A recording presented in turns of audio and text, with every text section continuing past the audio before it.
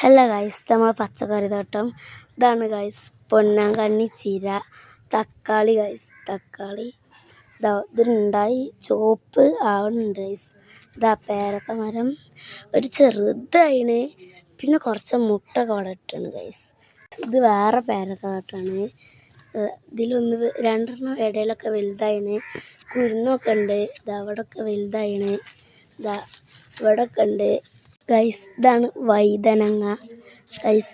വൈതന അവിടെയൊക്കെ ഉണ്ട് ഗൈസ്. വൈതന അവിടെയൊക്കെ ഉണ്ട് വൈതന. ഇവിടെയുണ്ട് വൈതനങ്ങൻ്റെത്. അവിടെ കുറേ പൂവൊക്കെയാണ് ഇട്ടത്. വൈതനങ്ങക്കതാ പൂവ്.